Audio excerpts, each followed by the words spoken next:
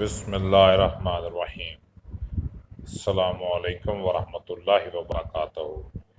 مولانا جلال الدین رومی کے حالات سماعت فرمائیں۔ محمد نام، جلال الدین لقب اور شہرت مولانائے روم کے عنوان سے ہے۔ نسب کا سلسلہ حضرت ابوبکر صدیق رضی اللہ عنہ سے جا ملتا ہے۔ محمد صرف مولانا ہی کا نام نہیں بلکہ مولانا کے والد اور دادا بھی مولانا کے ہم نام ہیں۔ مولانا کے والد کا لقب بہاؤالدین اور وطن بلخ ہے۔ شیخ بہاؤالدین بڑے صاحب علم و فضل بزرگ تھے اور پورے خراسان میں مرجع خلائق تھے۔ محمد خوارزم شاہ کا دور سلطنت تھا۔ وہ خود شیخ بہاؤالدین کے حلقہ بگوشوں میں تھا اور امام فخر الدین رازی کی معیت میں شیخ کے حلقہ میں حاضر ہوا کرتا تھا۔ شیخ کی مقبولیت عامہ جب حد سے بڑھی تو اس پر اور امام فخر الدین رازی کی طبیعتوں پر وہ بار بن گئی۔ شیخ نے اس کو محسوس کیا اور 610 میں شیخ وطن ترک کر کے نیشا پور چلے گئے۔ خواجہ فرید الدین عطار شیخ بہاؤالدین سے نیشا پور میں ملے۔ اس وقت مولانائے روم کی عمر تقریباً 6 سال کی تھی۔ مولانا پر بچپن ہی سے سعادت مندی کے آثار نمایاں تھے۔ خواجہ صاحب نے مولانا کو دیکھ کر شیخ بہاؤالدین سے فرمایا، ان صاحبزادے کے جوہر قابل سے غفلت نہ برتیے گا، اور اپنی مثنوی اسرار نامہ مولانا کو پڑھنے کے لیے عنایت کی۔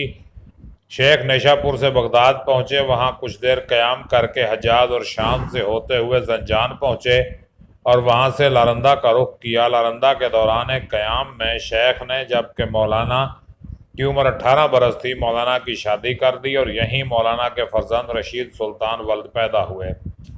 بغداد کے دوران قیام میں مولانا کی شہرت شاہ روم علاؤالدین کے عقبات تک پہنچ چکی تھی۔ لارندہ کے قیام کے دوران میں علاؤالدین کے عقبات نے درخواست کی تو شیخ کونیا میں ان کے پاس تشریف لے آئے اور اپنی بقیہ زندگی کونیا میں ہی گزار کر جمعہ کے دن 18 ربیع الثانی 628 ہجری میں واصل بحق ہو گئے۔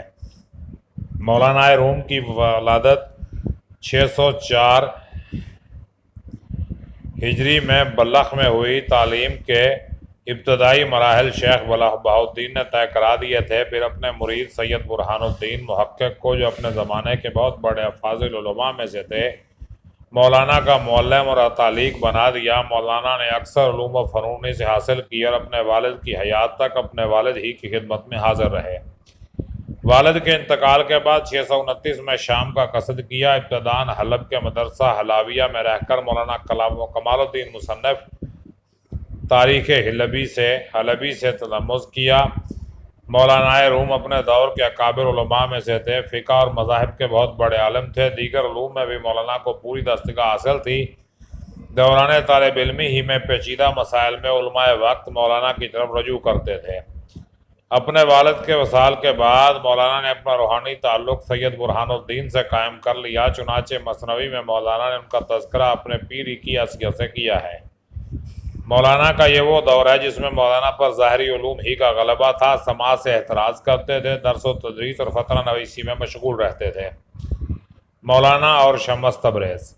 مولانا کی زندگی کا دوسرا دور شمس تبریز کی ملاقات کے بعد شروع ہوتا ہے۔ مولانا کی زندگی میں شمس تبریز کی ملاقات کا واقعہ جس قدر اہم ہے، اس قدر یہ واقعہ معرض خفا میں ہے۔ جواہر مزیہ کے بیان کے مطابق تو واقعے کی صورت یہ ہے کہ مولانا ایک روز اپنے شاگردوں کے حلقہ میں رونق افروز تھے، چاروں طرف کتابوں کے ڈھیر تھے۔ اچانک شمس تبریز قلندرانہ انداز سے آ پہنچے اور کتابوں کی طرف اشارہ کرتے ہوئے مولانا سے دریافت کیا کہ یہ کیا ہے۔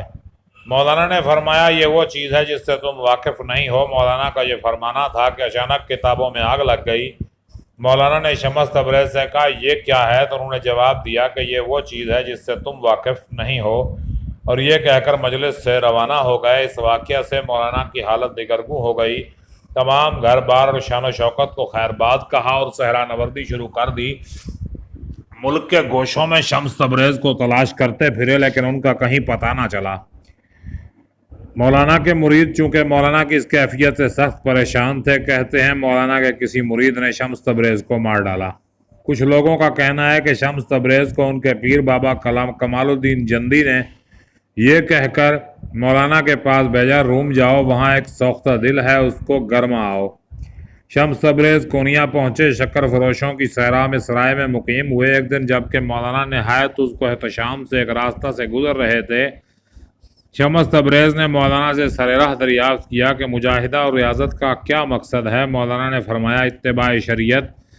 شمس تبریز نے کہا یہ تو سب ہی جانتے ہیں، لیکن اصل مقصد علم و مجاہدے کا یہ ہے کہ وہ انسان کو منزل تک پہنچا دے۔ اور پھر حکیم ثنائی کا یہ شعر پڑھا، علم کزتو ترا نبستانند جہل زاں علم بابوت بس یار، جو علم تجھ سے نہ لے لے اس علم سے جہل بہت بہتر ہے۔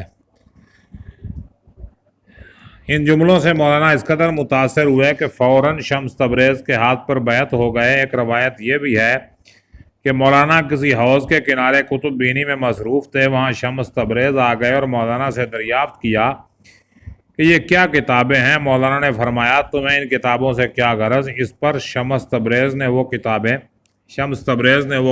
حوض میں پھینک دیں۔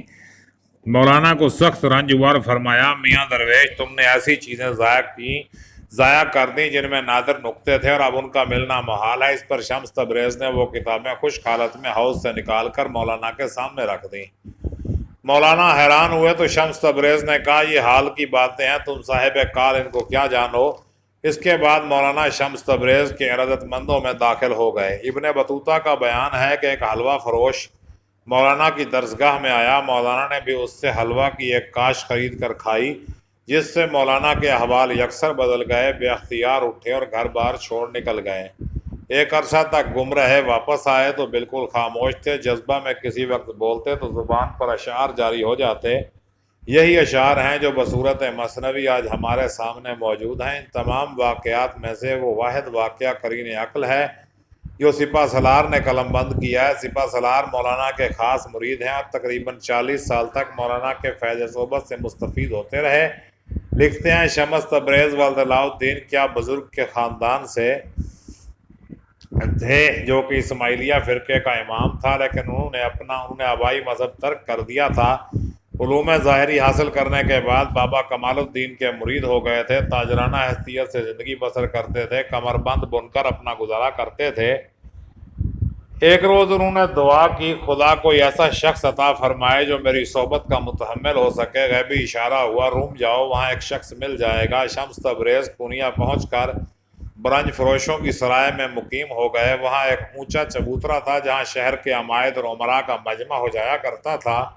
شمس تبریز بھی اس مجمع میں جا بیٹھتے تھے۔ مولانا کو شمس تبریز کی آمد کا حال معلوم ہوا تو ملاقات کے لیے پہنچے۔ شمس تبریز سے آنکھیں چار ہوئیں تو ایک دوسرے کو سمجھا۔ شمس تبریز نے پوچھا کہ مولانا بایزید بسطامی کے بارے میں مشہور ہے کہ تمام عمر انہوں نے خربوزہ نہیں کھایا، کیونکہ ان کو یہ معلوم نہیں ہو سکا کہ حضور صلی اللہ علیہ وآلہ وسلم نے خربوزہ کس طرح سے کھایا ہے۔ یہ تو تھا ان کا اتباع سنت کا جذبہ۔ دوسری طرف مشہور ہے کہ بایزید فرماتے تھے سبحانی ما اعظم و شانی، اللہ اکبر میری شان کس قدر بڑی ہے، حالانکہ حضور صلی اللہ علیہ وآلہ وسلم باوجود اپنی جلالت شان کے فرماتے ہیں میں ہر دن میں 70 مرتبہ اپنی مغفرت کی دعا مانگتا ہوں۔ اب ان دونوں باتوں کو کس طرح منطبق کیا جا سکتا ہے؟ مولانا نے فرمایا کہ بایزید بسطامی اگرچہ بہت بڑے بزرگ تھے، لیکن وہ منازل تقرب میں ایک مقام پر ٹھہر گئے تھے اور اس مرتبہ کی عظمت کے اثر سے ان کی زبان سے اس طرح کے الفاظ نکل جاتے تھے اور حضور صلی اللہ علیہ وآلہ وسلم برابر منازل طے کرتے جاتے تھے، اور جب اونچی منزل پر پہنچتے تھے تو نیچے کی منزل اس قدر پست نظر آتی تھی کہ اس پر استغفار کرتے تھے۔ سپہ سالار کے بیان کے مطابق اس کے بعد مولانا اور شمس تبریز دونوں صلاح الدین زرکوب کے حجرے میں 40 روز تک چلا کش رہے۔ اس عرصہ میں کھانا پینا بالکل ترک کر دیا تھا اور صلاح الدین زرکوب کے علاوہ حجرے میں کوئی داخل نہ ہو سکتا تھا۔ اس کے بعد مولانا کے احوال بالکل بدل گئے۔ پہلے سماع سے محترز تھے، اب اس کے بغیر ان کو چین نہ آتا تھا۔ مسند تدریس اور فتویٰ نویسی بالکل ترک کر دی۔ ایک لمحہ کے لیے بھی شمس تبریز سے جدا ہونا گوارا نہ کرتے تھے۔ اس سے اہل شہر میں شمس تبریز کے خلاف شورش برپا ہوئی اور شمس تبریز کونیا چھوڑ کر دمشق کو چل دیے۔ مولانا شمس تبریز کی جدائی سے بے چین ہو گئے اور مولانا نے اس جدائی میں نہایت رقت آمیز شعر کہنا شروع کر دیے۔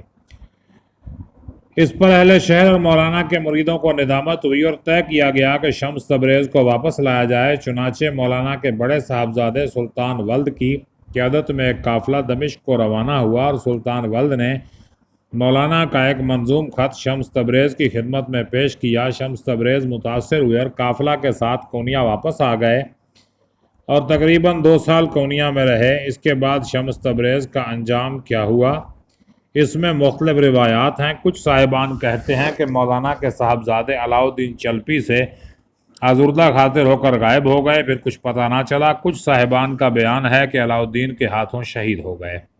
تو دوستو یہ تھا ہمارا پہلا ویڈیو لیکچر۔ اس کے بعد ہم مولانا روم کے حالات اور پھر ان کی مثنوی شروع کریں گے۔ کمنٹ کر کے بتائیے کہ آپ کو یہ لیکچر کیسا لگا اور یہ سلسلہ جاری رہنا چاہیے یا نہیں۔ مجھے اجازت دیجیے، اللہ حافظ۔